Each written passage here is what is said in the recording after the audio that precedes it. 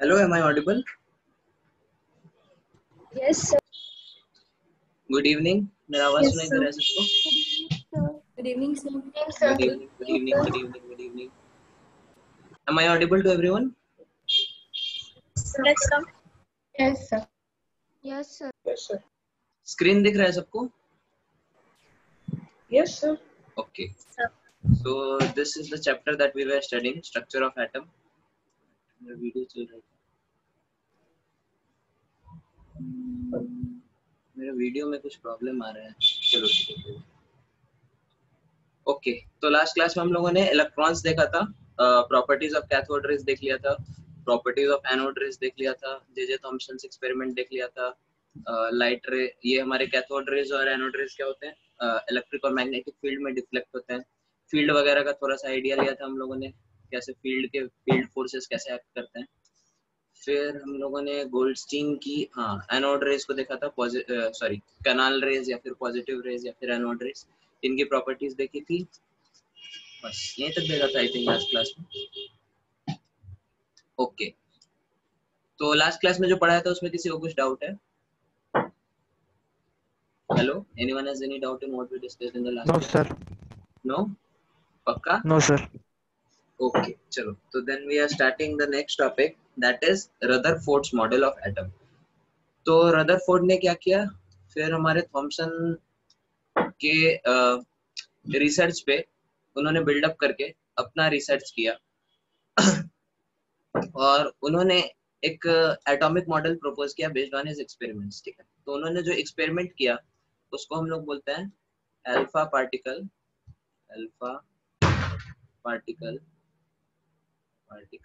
Scattering experiment. ठीक है, okay.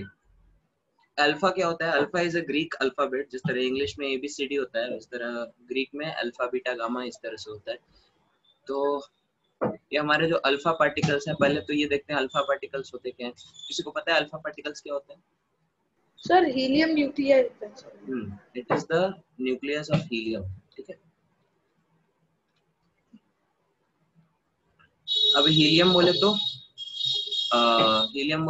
4He2, this is your helium. ठीक है, अब हीलियम का आपको न्यूक्लियस चाहिए बस. तो हीलियम का न्यूक्लियस मतलब हीलियम से आपने क्या किया, इसके इलेक्ट्रॉन्स हटा दिए, राइट? सो He+2. हीलियम में 2 प्रोटॉन होंगे, 2 इलेक्ट्रॉन होंगे, उसमें से आपने क्या किया, 2 इलेक्ट्रॉन्स हटा दिए, तो He+2 बन गया. Your alpha particle. बात समझ में आ रही है सबको? Yes, sir. Yes. तो अल्फा पार्टिकल का मास कितना होगा, हीलियम से ज्यादा होगा कि कम? Sir, helium से सर हम Lower. लोग इलेक्ट्रॉन्स को नेग्लिजिबल समझते हैं, इसीलिए हम लोग same he same.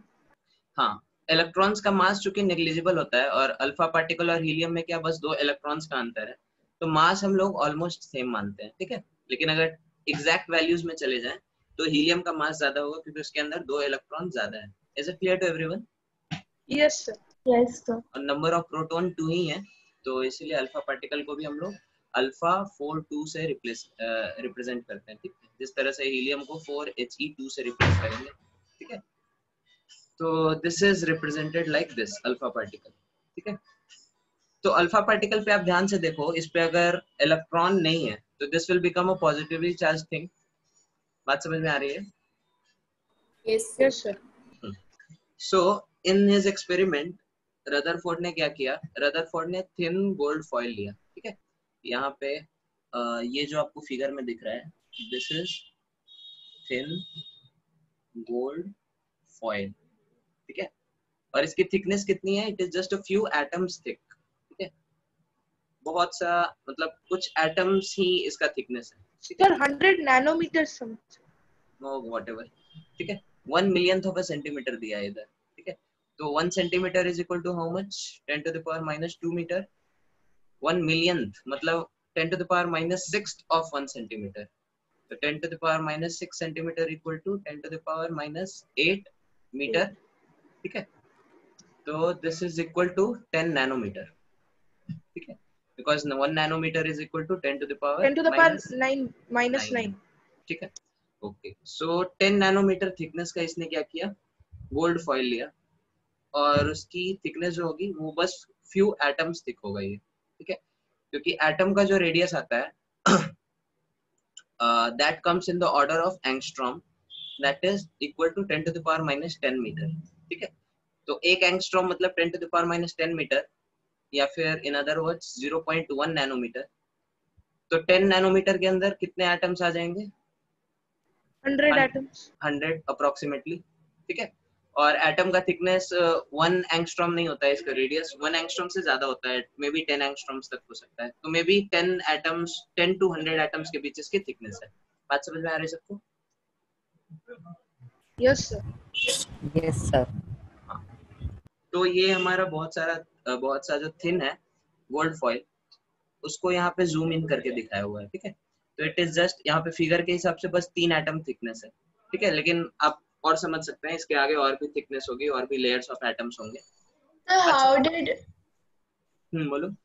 how did he prepare such a thin gold foil? Metals Various instruments. Are malleable ना, तो उसको हम प्रेस करके बना सकते हैं ऐसा.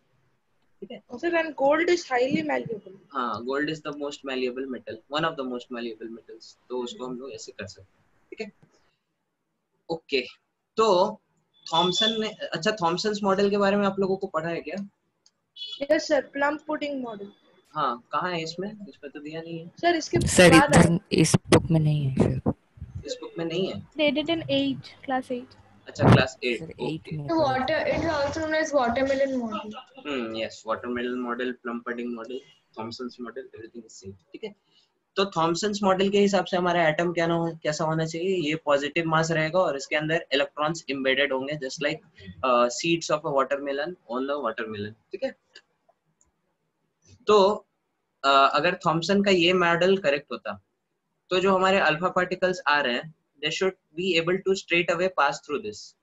क्योंकि अगर एटम का मास पूरी जगह यूनिफॉर्मली डिस्ट्रीब्यूटेड होता है, इफ लेट अस से दिस इज द एटम, तो इसका मास डेंसिटी बहुत कम है. ठीक है, its mass density is very less, मतलब बहुत बड़े वॉल्यूम में एटम का मास अगर कॉन्सेंट्रेटेड होता, तो alpha particle is a huge thing, alpha particle is a very heavy particle, तो उसको कैसे चला जाना चाहिए था? सीधे स्ट्रेट चले जाना चाहिए था. बात समझ में आ रही है सबको? Yes sir. हाँ, if this model Yes, was sir. true, अगर थॉमसन्स मॉडल अगर ट्रू होता, then this should have been the case कि alpha particles would have gone undeviated. ठीक है, but when Rutherford performed this experiment, तो ये जो हमारे पॉजिटिव पार्टिकल्स है, these are your alpha particles. ठीक है, अल्फा पार्टिकल्स को जब उन्होंने बॉम्बार्ड किया, यहाँ पे आप और अच्छे से देख सकते हैं, these are your alpha particles, यहाँ पे बहुत सारे अल्फा पार्टिकल्स हैं, उसको उन्होंने स्ट्रेट बॉम्बार्ड किया हमारे थिन गोल्ड फॉइल पर. This is our thin gold foil. तो what he observe, most of the alpha particles went straight away. ठीक है, this was his observation number 1. ठीक है, फर्स्ट ऑब्जर्वेशन क्या था कि most of the alpha particles went undeflected. Is it clear to everyone? Yes sir. Yes sir. Second observation उनका क्या था? Some of the alpha particles get deviated by some small angle. जैसे ये हमारा ये वाला जो alpha particle है, this got deviated by a small angle. ठीक है, let us say this angle is theta. So this was his observation number 2. ठीक है, some alpha particles get deviated at a small angle. ठीक है, जैसे यहाँ पे ये वाला देख सकते हैं, ये भी यहाँ पे क्या है, बहुत छोटे एंगल से डिफ्लेक्ट हो रहा है, यहाँ पे ये हमारा थीटा से डिफ्लेक्ट हो रहा है. ठीक है, this was his observation 2. Is it clear to everyone? Yes, sir. Yes, sir. Yes sir. Yes sir. Third observation इनका क्या था? Very few alpha particles. Sorry, observation number 3. ठीक है, उसने क्या देखा? Few alpha particles were deviated by a large angle. जैसे यहाँ पे जो deviation है, that is greater than 90 degree. Obtuse angle यहाँ पे मिल रहा है. समझ में आ रहा है सबको? Yes, sir. ये वाला जो ब्लू वाला हमने जो डिनोट किया है, इसका डेविएशन बहुत ज्यादा है. ठीक है, so this was his third observation. And fourth observation, that 1 in I think 20,000, ठीक है, 1 in 20,000 alpha particle retraces its path, मतलब ये गया और 180 डिग्री से घूम के डायरेक्ट जिस पाथ पे गया था उसी पाथ पे वापस आया. This was his observation 4. ठीक है. Okay, these 4 Yes, observations sir. are clear to everyone. Yes, sir. Yes, sir. Okay. So, one second. कौन-कौन है मीटिंग में? सब लोग हैं. Okay. So,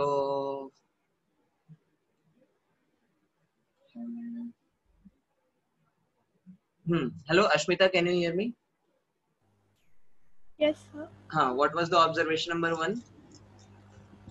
Sir, some of the alpha particles went straight through the foil. No, some of the alpha particles नहीं, most of the alpha particles. ठीक है? Yes, sir. Okay. Then, बोलो. Should I tell the reason also? No, just you give the explanation. ठीक है? Observation. Then next question. Hia, can you hear me? Hello Hia, आपको सुनाई दे रहा है? नहीं सुनाई दे रहा है. Connection problem. Anushruta, can you hear me? Yes, sir. Okay. So what is observation number 2?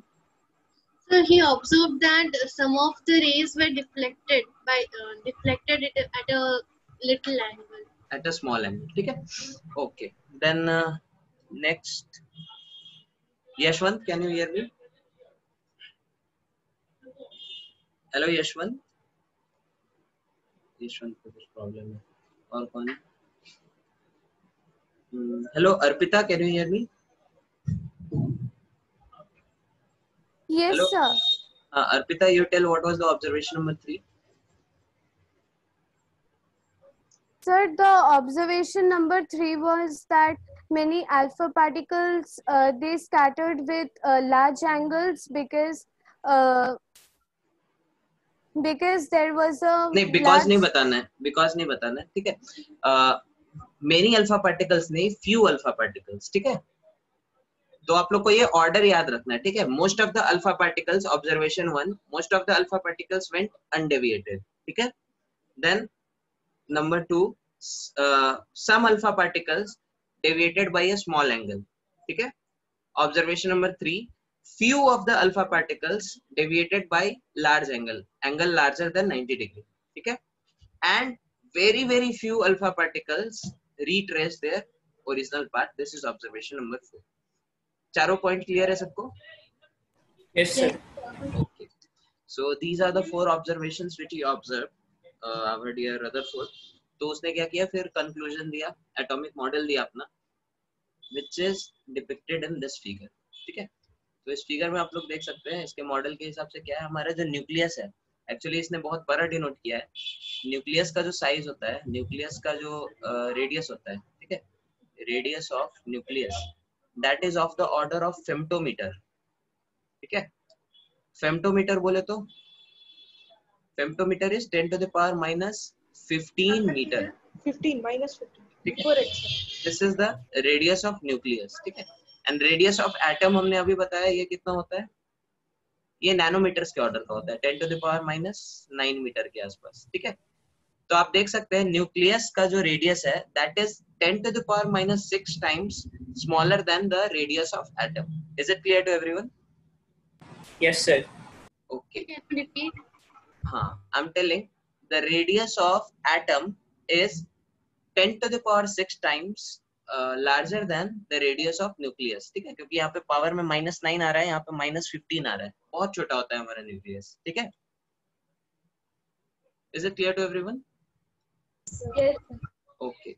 So just to give you an idea about nucleus कितना छोटा होता है, let us say आपके पास एक रूम है जिसकी साइज कितनी है, 10 metre into 10 metre into 10 metre, ठीक है.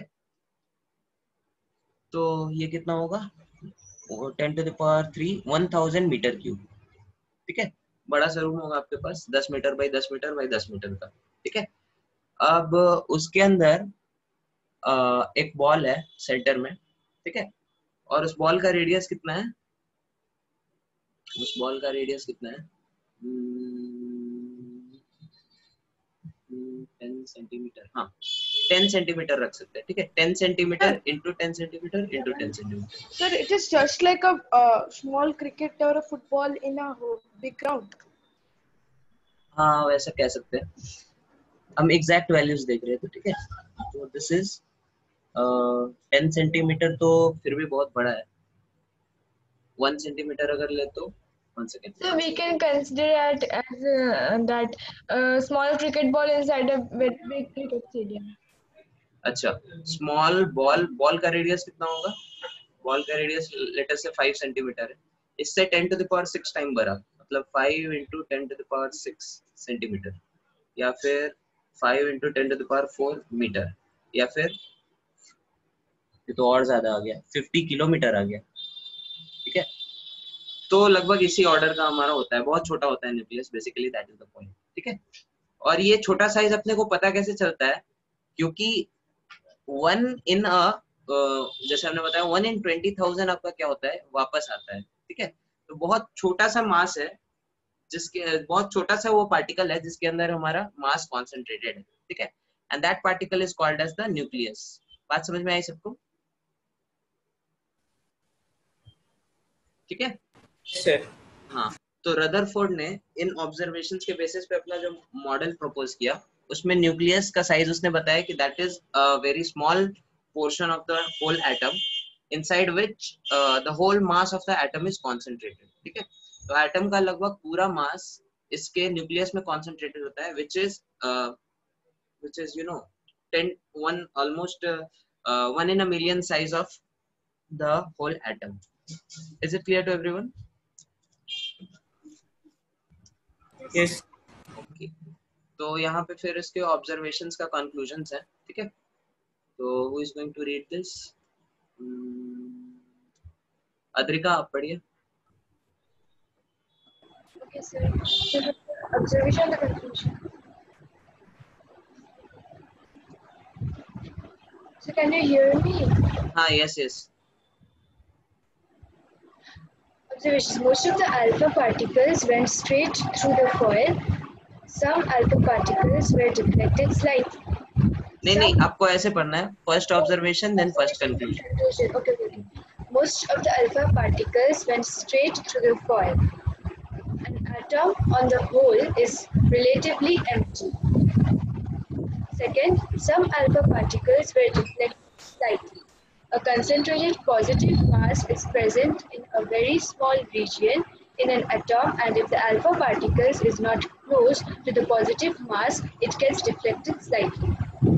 Number 3.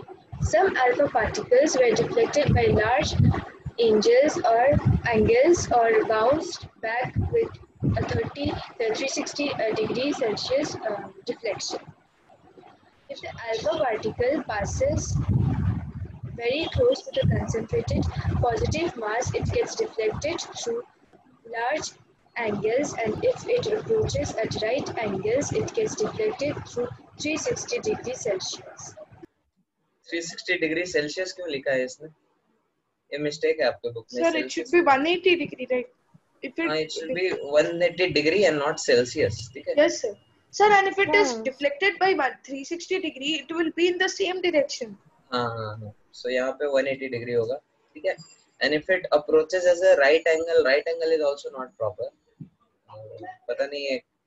See, angle का in order to measure an angle, you need a reference line, right? तो reference line अगर आपका ये है initially, then you can tell कि अच्छा इस line के respect में we are we are proceeding on a 0 degree angle, और फिर जो reflection हुआ that is this thing, ठीक है. So यहाँ पे angle का इसका reference क्या है मेरे को clear नहीं हो रहा है, इसने थोड़ा बहुत गलत लिया है. This should not be 360 degree, it should be 180 degree, ठीक है. और approaches as a right angle भी गलत होगा if it approaches at 0 degree, ठीक है. So logically मेरे को ये लग रहा है इसके रिस्पेक्ट में हम लोग को सारा एंगल डिफाइन करना चाहिए, ठीक है. तो यहाँ पे हमारा न्यूक्लियस है, उसको ये क्या किया, 0 डिग्री पे अप्रोच किया, तो इसका जो रिफ्लेक्टेड लाइट होगा वो इधर होगा. तो इस लाइन और इस लाइन के बीच कितना 180 डिग्री का डिफरेंस है ना. So it should be 180 degree, ये 360 डिग्री नहीं होना चाहिए, ठीक है. ओके एनीवेज, तो हम लोग का कंक्लूजन क्या कह रहा है? First, most of the alpha particles went straight. इसका इससे ये पता चलता है कि atom on the whole is relatively empty, इसके अंदर काफी खाली स्पेस होता है, ठीक है। Second thing, some alpha particles were deflected slightly. इससे क्या पता चलता है हम लोगों को? जो एटम का मास है वो बहुत छोटे जगह पे कॉन्सेंट्रेटेड है, ठीक है।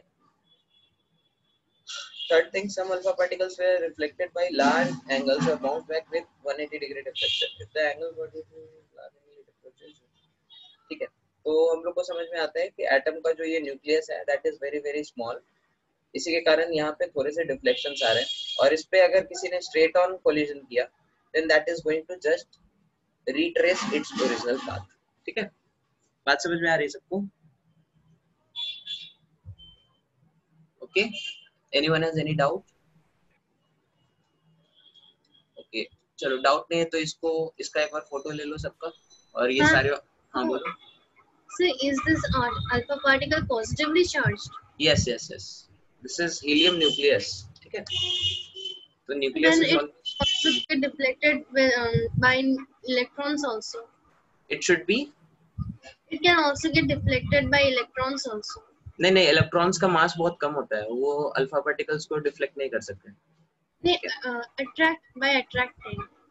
हाँ, तो इलेक्ट्रॉन्स का मास बहुत कम होता है, हमने बताया ना। ये अल्फा पार्टिकल, आप क्या बोल रही है? अल्फा पार्टिकल को इलेक्ट्रॉन अट्रैक्ट करेगा? Yes, as they are positively electrons. हाँ, तो देखो यहाँ पे जो हमारे इलेक्ट्रॉन्स होंगे तो वो ऑलमोस्ट ये एटम के अराउंड इवनली डिस्ट्रीब्यूट होते हैं, ठीक है। तो बाहर के किसी पॉजिटिव चार्ज का पे जो नेट फोर्स लगेगा वो ऑलमोस्ट जीरो लगेगा, ठीक है, क्योंकि हर कॉन्फ़िगरेशन में यहाँ पे अल्फा पार्टिकल्स हमारे हैं। और सेकेंड थिंग कि अल्फा पार्टिकल्स का मास इतना ज्यादा होता है कि इसको इलेक्ट्रॉन के डिफ्लेक्शन से, कुछ इलेक्ट्रॉन के अट्रैक्शन से इसके अंदर डिफ्लेक्शन नहीं आ सकता, ठीक है। हेलो, अल्फा पार्टिकल का मास आप देखो, अल्फा पार्टिकल का मास कितना होता है? 4 AMU होता है, ठीक है। So this is 4 into 1.66 into 10 to the power minus 24 kg. This is the mass of alpha particle. आपको बहुत छोटा लग रहा होगा 10 to the power minus 24, लेकिन इलेक्ट्रॉन के कंपैरिजन में this mass is very high. Electron का मास कितना होता है? 9.1 into 10 to the power minus 31. 9.1 into 10 to the power minus 31 kg. Okay, this should be 27, ठीक है, 24 नहीं होता है, ये 27 होता है, ठीक है। So इलेक्ट्रॉन के मास के सामने ये बहुत ज्यादा मासिव है, ठीक है। मतलब आपने जो एग्जांपल लिया दैट इज जस्ट लाइक एक दीवार है भारी भरकम, और वो सामने की तरफ जा रहा है, और इस पे एक अगर बॉल टकरा जाए तो इसकी वेलोसिटी दीवार की चेंज कर जाएगी, नहीं करेगी, ठीक है, क्योंकि बॉल बहुत छोटा है उसके सामने, दीवार के सामने। बात समझ में आ रही है? Yes, sir. So like this, ठीक है। This points are clear to everyone. वो जो नोट्स बनाने हैं जल्दी से बना लो, then will move forward. Yes.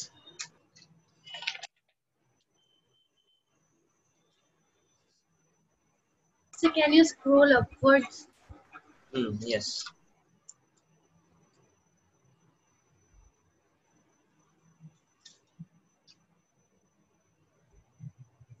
It's a little bit more.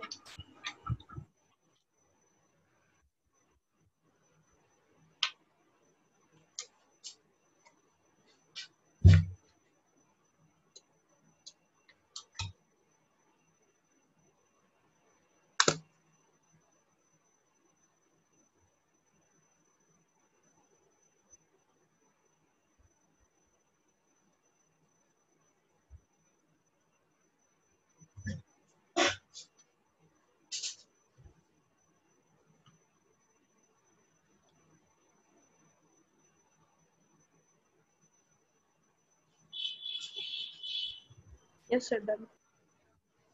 Done, सबका हो गया? Yes, sir. Yes, sir. Yes, sir. Just wait a minute. ठीक है।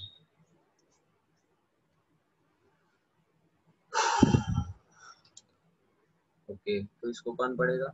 अद्रिता आप पढ़िए। Discovery of the atomic nucleus. Postulates of Rutherford's atomic model. हमने अद्रिका को बोला पढ़ने के लिए. Adrika you should read. Adrika, it was Adrika. आपको बोला पढ़ने के लिए. KA. I am Adrika. She is Adrita. हाँ, yes, I'm telling you only to read.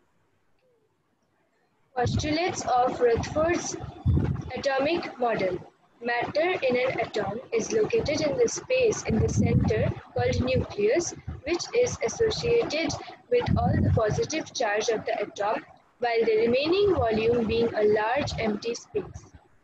Since the atom is neutral, sufficient number of electrons must surround the nucleus to counterbalance the positive charge and revolve around the nucleus with great velocity to confer the stability on the nuclear model of the atom. Drawbacks of one second. तो postulates of Rutherford's atomic model. तो यहाँ पे क्या दिया है कि atom का सारा मास जो है वो उसके न्यूक्लियस में कॉन्सेंट्रेटेड रहता है. ठीक है. And this is associated with the positive charge of the atom. जितना भी पॉजिटिव चार्ज है हमारा वो कहाँ होता है? न्यूक्लियस में. ठीक है. बाकी ये हमारा जो मास है that is almost empty. Then second thing is, since the atom is neutral, sufficient number of electrons must surround the nucleus to counterbalance the positive charge and revolve around the nucleus with great velocity to confer the stability of nuclear model of atom. ठीक है. मतलब हमारा जो overall हमारा atom neutral है और nucleus हम लोग को एक्सपेरिमेंट से पता चला है कि न्यूक्लियस इज पॉजिटिवली चार्ज. तो इससे फिर कंक्लूजन क्या आया कि हमारे जो इलेक्ट्रॉन्स है this must be around the nucleus and this must be having negative charge. ठीक है. so that overall the atom remains neutral. ठीक है. okay, next अंजलि आप कंटिन्यू करिए.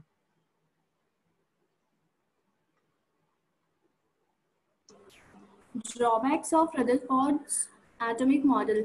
In Rutherford's model of the atom, the electrons revolve around the nucleus and the attractive force of the positively charged nucleus would be balanced by the centrifugal force arising due to the rotation of electrons. If an atom moves around the nucleus, it must radiate our energy and gradually move towards the nucleus following a spiral path till it collates and ultimately collapses in it. Thus, Rutherford's model could not explain correctly the stability of an atom. Okay.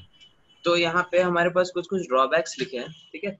Drawbacks of Rutherford's model. सबसे पहला model में drawback क्या है कि electron अगर nucleus के around घूमते रहे. ठीक है. तो क्या बोलता है, हाँ, एक हमारे पास थ्योरी होता है use another marker, Maxwell's theory of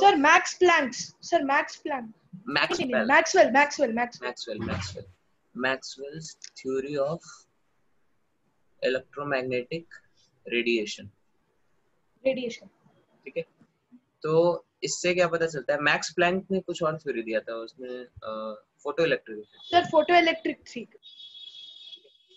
तो if an electron moves around the nucleus, तो मैक्सवेल्स थ्योरी के हिसाब से क्या होता है, इफ एनी चार्ज पार्टिकल, ठीक है, कोई भी चार्ज पार्टिकल है, whether it is positively charge और negatively charge, if it is accelerated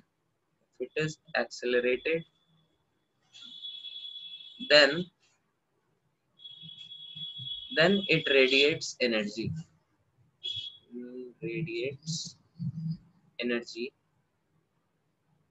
in the form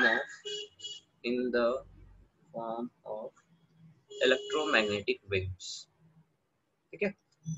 तो ये मैक्सवेल की थ्योरी के साथ हमारा रदरफोर्ड का मॉडल कंसिस्टेंट नहीं था. ठीक है. क्योंकि जब इलेक्ट्रॉन हमारे न्यूक्लियस के चारों ओर घूम रहा है तो it is undergoing some acceleration, right? Because the direction is changing at every instant. ठीक है. हेलो, देखो ये हमारा न्यूक्लियस है, इसके अराउंड हमारा इलेक्ट्रॉन क्या कर रहा है? घूम रहा है. This is our electron.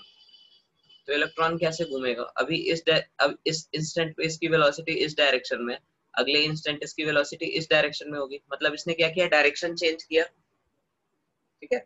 आप लोगों ने ये पढ़ा है ना क्लास 9th में या फिर कभी भी, एक्सेलरेशन, रिटार्डेशन, वेलोसिटी वगैरह? Yes sir. तो वेलोसिटी और स्पीड में क्या डिफरेंस होता है? velocity of direction, speed as direction. It is a scalar quantity. Velocity के साथ मैग्नीट्यूड और डायरेक्शन दोनों एसोसिएटेड होते हैं एंड स्पीड के साथ सिर्फ मैग्नीट्यूड होता है। तो यहाँ पे आप देखो इलेक्ट्रॉन्स का डायरेक्शन चेंज कर रहा है, so it is undergoing some acceleration, right, because the velocity is changing. ठीक है, हेलो, सबने पढ़ा है नहीं ये चीज, डायरेक्शन चेंज करने से एक्सेलरेशन Yes, आता है? sir. Okay, so here also the electrons which are charged particles वो भी accelerate कर रहे हैं around the nucleus, तो उसको भी क्या करना चाहिए, कुछ एनर्जी रेडिएट करनी चाहिए और ग्रेजुअली इसकी एनर्जी कम होनी चाहिए इलेक्ट्रॉन की। तो एनर्जी कम होगी तो ये धीरे धीरे क्या होगा, न्यूक्लियस के पास आएगा और एक बार न्यूक्लियस से टकरा के बूम, उसके बाद पॉजिटिव नेगेटिव चार्ज क्या बोले गायब हो जाएगा। ठीक है, और एटम हमारा क्या होगा, स्टेबल नहीं होगा, कोलैप्स कर जाएगा हमारा एटम। ठीक है, बात समझ में आ रही है? हाँ, लेकिन ऐसा होता नहीं है। हम लोग देखते हैं कि एटम्स नेचर में एग्जिस्ट करते हैं, ठीक है, मेटल्स एग्जिस्ट करते हैं, नॉन मेटल्स एग्जिस्ट करते हैं, मतलब इस थ्योरी में क्या है, कुछ ना कुछ गड़बड़ है। ठीक है, सो दिस मुझे इज डाउट है सर। हाँ बोलो। सर कुछ एलिमेंट्स है जो रेडियो एक्टिव एलिमेंट्स है सर, तो वो कैसे एनर्जी को रेडिएट करते हैं? वो उनका न्यूक्लियस अनस्टेबल होता है, ठीक है, उसके कारण वो एनर्जी रेडिएट करते हैं। ठीक है, और जनरली वो किसी स्टेबल स्टेट को अटेन करना चाहते हैं। ठीक है, तो ये रेडियो एक्टिव स्टेट है, लेट अस से इसको स्टार मार्क करके हमने बना दिया, this is radio active state. इसके बाद ये किसी स्टेबल स्टेट पे आके कुछ एनर्जी रिलीज करते हैं। ठीक है, कुछ एनर्जी रिलीज करते हैं, तो यहाँ पे इसका स्टेट अब स्टेबल हो जाता है। जनरली जितने भी रेडियो एक्टिव एलिमेंट्स होते हैं वो लीड पे उनका रिएक्शन कंप्लीट होता है। ठीक है, lead is considered to be a very stable atom. हाँ बोलो। Sir, the radioactive elements, they release energy and they finally change their state into lead, isn't it? हाँ, Okay, sir. ठीक है, okay, so this is the drawback of Rutherford's model. ठीक है, उसके बाद फिर हमारे अगले साइंटिस्ट आए बोर, उन्होंने अपना मॉडल दिया। ठीक है, who's going to read this? Swapnavit, are you there?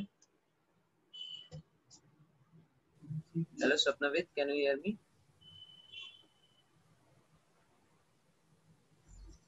क्या हुआ, आपको आवाज नहीं आ रहा है स्वप्नवित?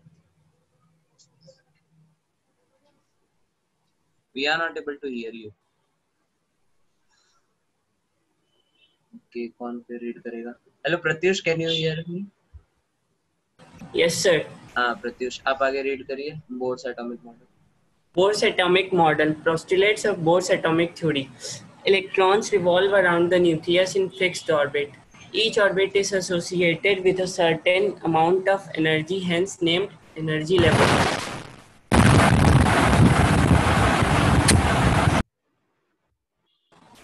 The integer n represents the various energy levels, 1, 2, 3, starting from the innermost.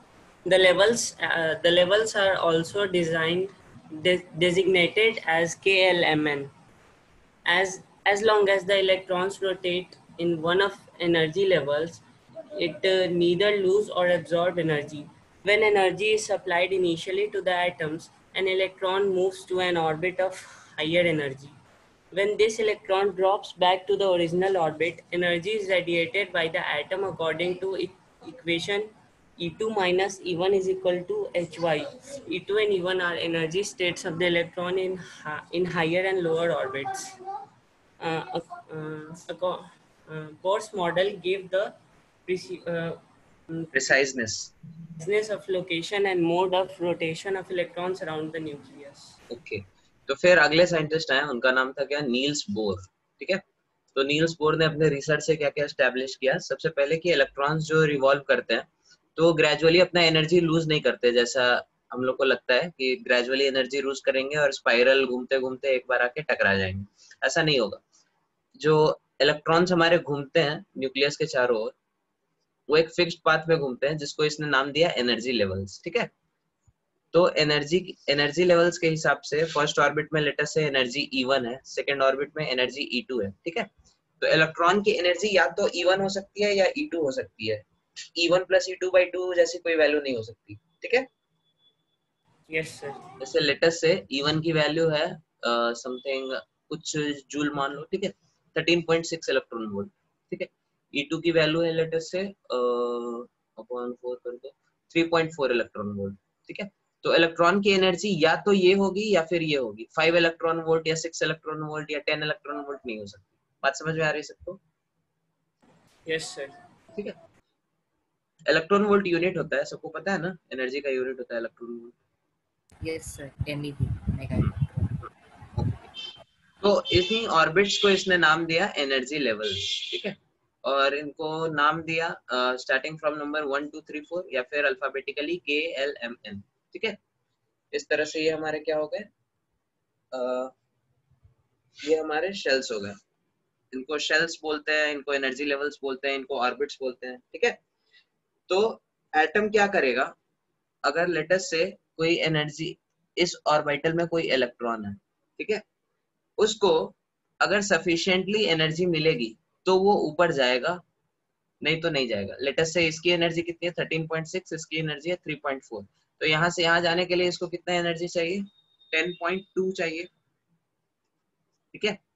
तो अगर इसको 10.2 वोल्ट एनर्जी मिलेगी तो ये 1 छोड़ के 2 में चला जाएगा। बात समझ में आ रही है सबको? Can you repeat once? हाँ, I am telling that the energy of the electron in every orbital, sorry, in every shell is fixed. जैसे फर्स्ट शेल में हमने मान लिया कि 13.6 इलेक्ट्रॉन वोल्ट है, ठीक है। सेकंड शेल में हमने मान लिया 3.4 इलेक्ट्रॉन वोल्ट है, ठीक है। These are random numbers. तो अगर इलेक्ट्रॉन को E1 से E2 में जाना है तो it is going to require 10.2 electron volts of energy. Is it clear?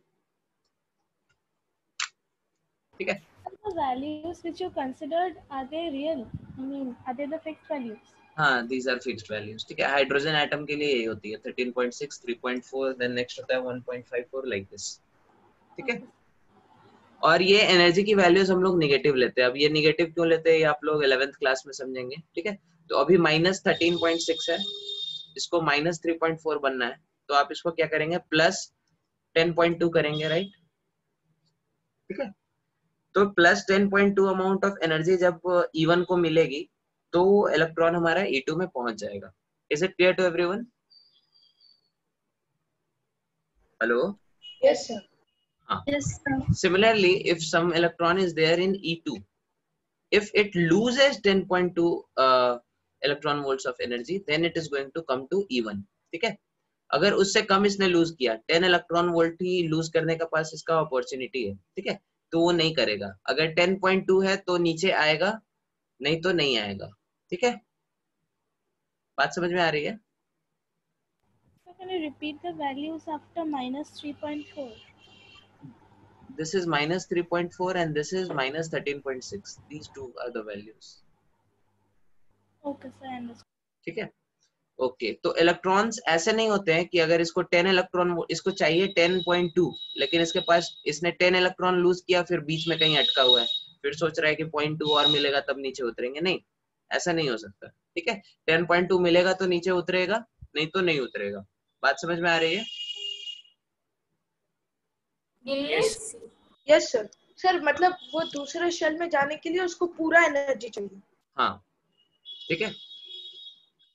सो उसी पॉइंट को यहाँ पे इंग्लिश में लिखा हुआ है, when electron drops at the energy radiated is equal to this, ठीक है, like this. ओके, तो बोर्स मॉडल से एटम का प्रिसाइज लोकेशन अपने को पता चलता है, ठीक है। यहाँ पे कुछ मैथमेटिकल कैलकुलेशंस है जो आप लोग क्लास 11th में पढ़ेंगे, उससे आपको रेडियस ऑफ ऑल ऑर्बिटल्स पता चलता है, ठीक है। Radius of first shell, radius of second shell, वगैरह वगैरह, ठीक है। और उसके और किसके बारे में पता चलता है, हाँ, एनर्जी, ठीक है। फर्स्ट शेल में कितनी एनर्जी होती है, सेकंड शेल में कितनी एनर्जी होती है, टोटल एनर्जी, फिर काइनेटिक एनर्जी कितनी होती है फर्स्ट शेल में, लाइक दिस। वहां पे वेलोसिटी क्या होता है हमारा, फर्स्ट शेल में इलेक्ट्रॉन का क्या वेलोसिटी होता है, सेकंड शेल में। All of these things you will study in your class 11, ठीक है। इज इट क्लियर टू एवरीवन? ओके, तो Yes, sir. इसका जो नोट्स बनाना है बना लो जल्दी से, रदरफोर्ड मॉडल का और ये बोर्स मॉडल का। Sir, the energy taken to move for that hydrogen electron, it will to to change the shell, it will be 10.2 or minus 10.2. See, that depends on whether it is losing energy or accepting energy. One second, just wait. Phone किधर बज रहा है?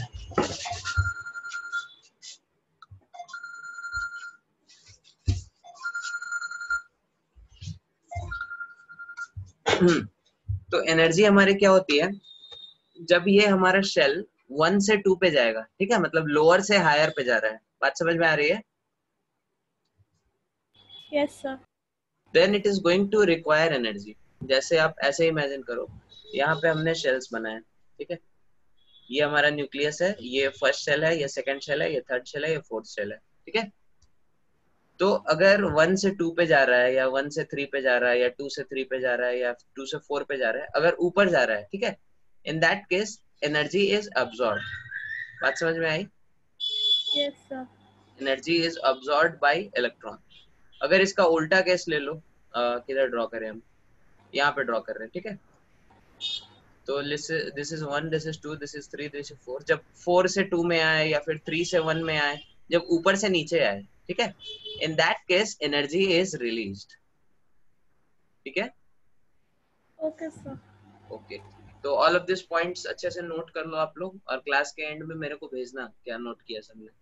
ठीक है, जल्दी से इसके notes बना लो, रदरफोर्ड और बोर्स मॉडल के.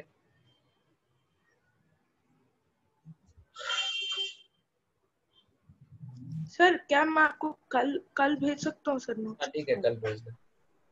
क्योंकि इसके बाद मेरे को फिर 10:30 तक क्लास है सर, मतलब एक टेस्ट है.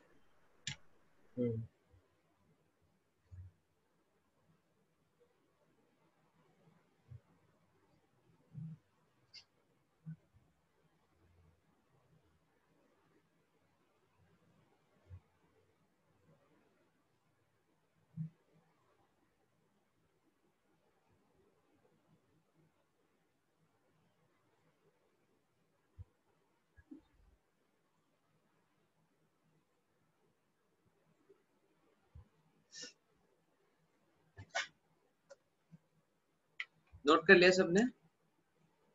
Yes sir.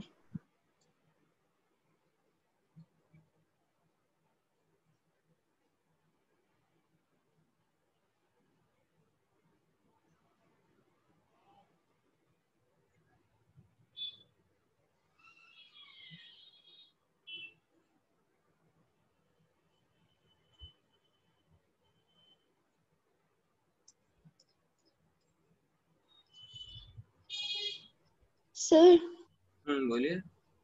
sir, can you explain the last point again? Which point? Sir, as long as the electrons rotates that point.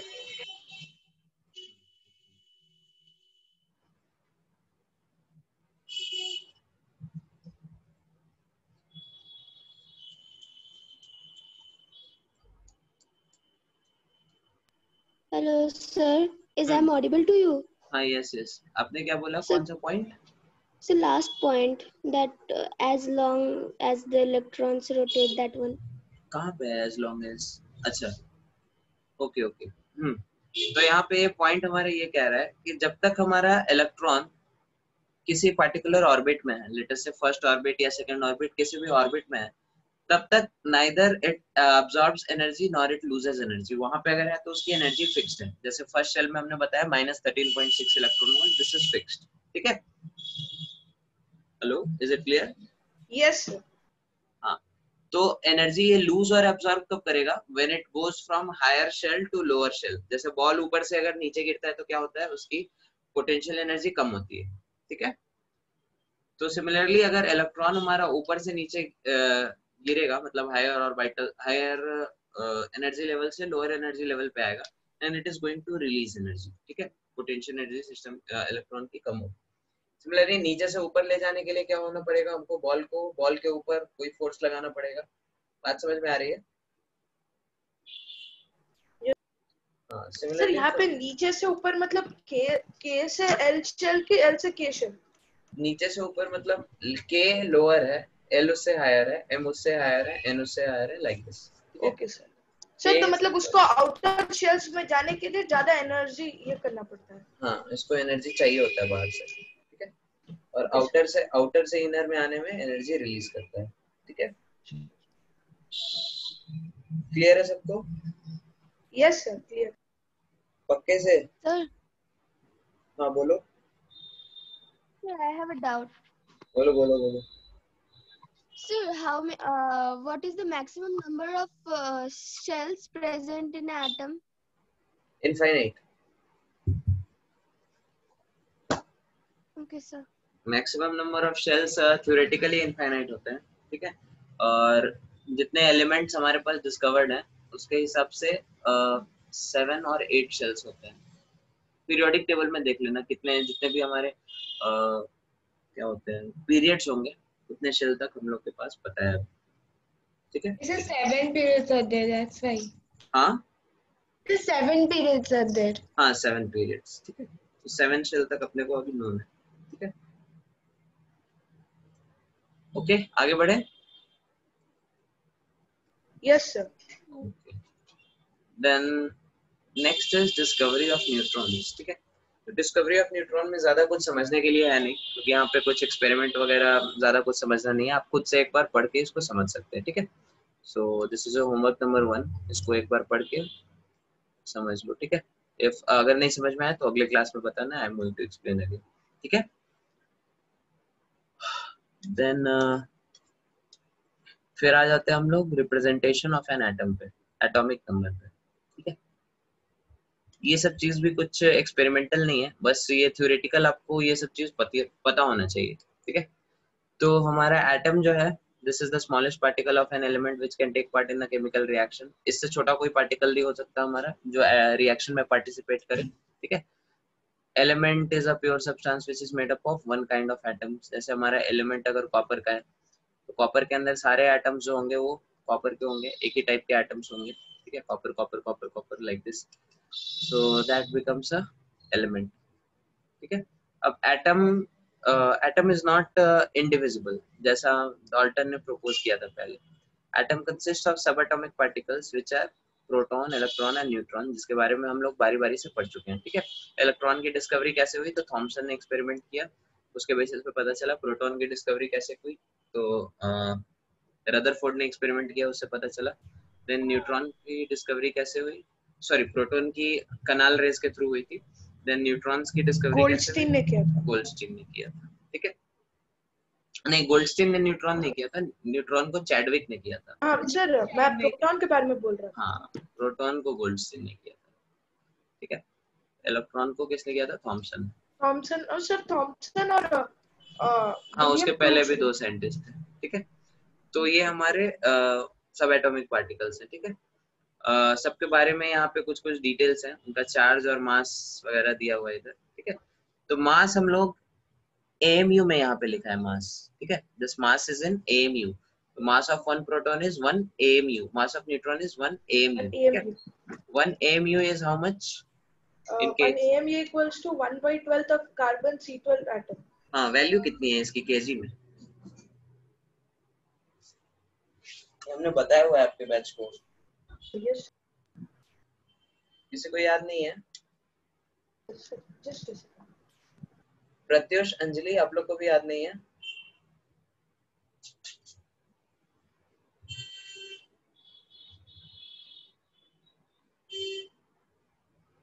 Sir it is something 1 point something, not 1 second. Pratyush, आपको याद है? Can I try? नहीं, try नहीं करना है, याद है तो बोलो। So what is the question? What is the value of 1 AMU in kg? So 1.66 into 10 to the power minus 27. Very good, ठीक है। 1.66 into 10 to the power minus 27 kg, ठीक है। So that is the mass of proton. Electron का mass already we have discussed. How much it is? 9.1 into 10 to the power minus 31 kg, ठीक है। तो proton और neutron के सामने electron के मास को ऑलमोस्ट नेग्लिजिबल हम लोग मान लेते हैं, ठीक है। So that is the case. फिर आता है कंसेप्ट एटॉमिक नंबर का। एटॉमिक नंबर क्या है? Atomic number is the number of protons और number of electrons in a neutral atom, ठीक है। तो हर एटम का एक स्पेसिफिक एटॉमिक नंबर होता है जिसको हम लोग Z से डिनोट करते हैं, ठीक है। और it represents the number of protons in the neutral atom, it represents number of electrons in the neutral atom, क्योंकि ओवरऑल हमारा एटम क्या होता है, न्यूट्रल होता है, तो जितने प्रोटॉन है उतने ही इलेक्ट्रॉन होंगे, ठीक है, लाइक दिस। अगर हमने किसी एटम का कटायन बनाया, ठीक है, कटायन बनाने में तो इस मेटल के कटायन में प्रोटॉन का नंबर ज्यादा होगा या इलेक्ट्रॉन का? प्रोटॉन का नंबर ज्यादा है, समझ में आता है सबको? क्योंकि A+ बनाने के लिए अपने को क्या करना पड़ेगा, एक इलेक्ट्रॉन लूज करना पड़ेगा, ठीक है। तो A के अंदर number of protons is equal to number of electrons, और यहाँ पे एक इलेक्ट्रॉन इसने लूज कर लिया, तो इस केस में A+ में क्या होगा, number of protons will be greater than number of electron, क्योंकि एक इलेक्ट्रॉन निकल चुका है। बात समझ में आ रही है सबको? हेलो? Yes, sir. Sir, हाँ Can you बोलो। again explain? हाँ देखो, हमारा न्यूट्रल एटम है, न्यूट्रल एटम में नंबर ऑफ प्रोटॉन्स और नंबर ऑफ इलेक्ट्रॉन सेम होंगे, राइट? हाँ, ये पॉइंट क्लियर है आपको? Yes, sir. एटम में यही होता है ना, प्रोटॉन्स Yes, हमारे sir. Positively Yes, charge sir, होते हैं। yes, sir. हाँ, तो A से जब A+ बना और एक इलेक्ट्रॉन आपका बाहर निकला, ठीक है, तो मतलब एटम से अब एक इलेक्ट्रॉन कम हो चुका है, प्रोटॉन के संग प्रोटॉन अभी भी इधर ही है। लेट अस से if this was 18 and this was 18, now how much it is, proton का नंबर अभी भी 18 है, but electron has become 17 because एक इलेक्ट्रॉन निकल चुका है। Is it clear here? Yes, sir. हाँ, so that is why in this case number of protons will be greater than number of electrons. Is it clear? Yes, sir. Similarly anions के case में इसका उल्टा होगा, ठीक है। B- अगर आपने बनाया then it is B plus 1 electron, तो B में let us say number of protons is equal to number of electrons, ठीक है, और यहाँ पे B ने एक इलेक्ट्रॉन एक्स्ट्रा एक्सेप्ट किया, तो इस केस में क्या होगा, number of electrons will be greater than number of protons. This is clear here?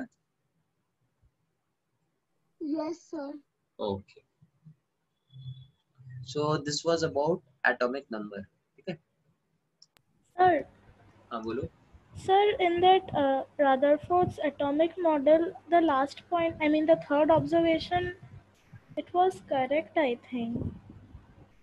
Third observation correct मतलब? Sir, it was that 360 degree. yes, sir.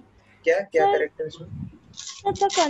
as the conclusion said that if it approaches at right angles, it gets deflected through 360 degree, which means that if it strikes through the middle of the nucleus, then it will get deflected at the same path of its, I mean the point of as it Sir, went. it should be 180 degrees, sir. The third point is 180 correct. 180 होगा ना, क्योंकि Yes, sir. देखो आपका electron इस direction से आ रहा है and it gets reflected in the same path, तो इन दो लाइन के बीच एंगल कितना है बताओ? 180 degree. 180 degree, right? Hello? Yes, sir.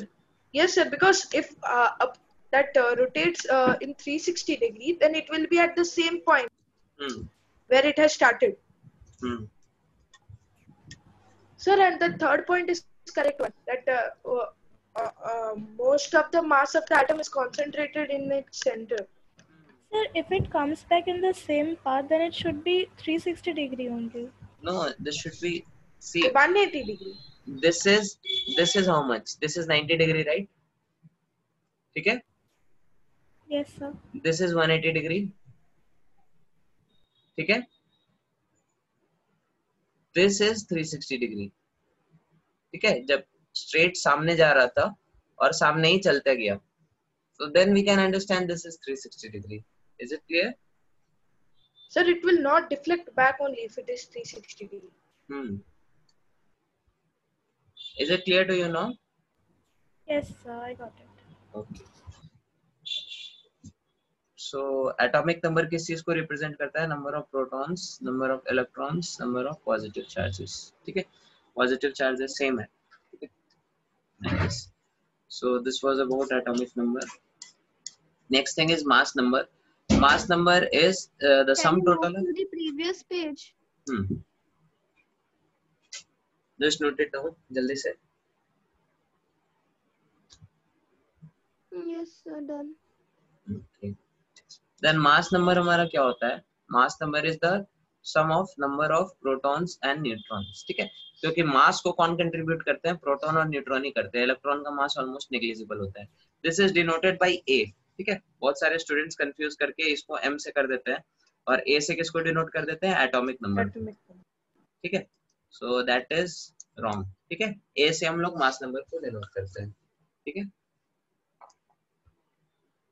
बात समझ में आ रही है सबको? Yes, sir. सो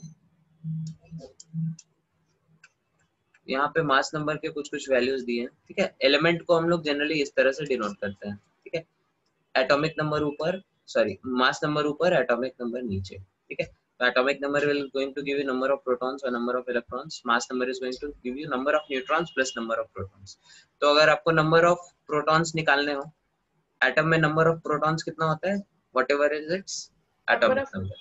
ठीक है, नंबर ऑफ इलेक्ट्रॉन्स क्या होगा न्यूट्रल एटम में? That will also be equal to number of protons, that will equal to z.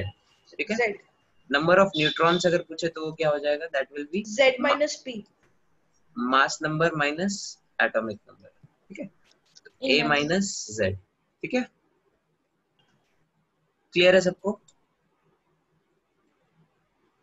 ठीक है, ओके. देन यहाँ पे इलेक्ट्रॉन का अरेंजमेंट है. ठीक है, तो इसको आप एक बार पढ़ो, इसमें ज्यादा कुछ समझने लायक नहीं है. ठीक है, K shell, L shell, M shell, वही सब इसमें बताया गया. मिनिमम एनर्जी किसकी होती है? के शेल की, हमने ऑलरेडी बताया. उसके बाद जैसे जैसे ऊपर जाएंगे एनर्जी बढ़ते जाएगी. तभी तो लोअर एनर्जी से हायर एनर्जी में जाने पे क्या हो रहा है? एनर्जी अब्सॉर्ब हो रही है, और हायर से लोअर में क्या हो रही है? एनर्जी रिलीज हो रही है. बात समझ में आ रही है सबको? Yes, sir. Yes, sir. So this you can read on your own. ठीक है, from here we'll continue in next class. ठीक है, page number 7. Okay. Okay, sir. Anyone has doubt in what we discussed today? नहीं है? Okay, चलो ठीक है. Thank you very much. We'll meet again on next Thursday. Thank you, sir. Yes, sir. Thank you, sir.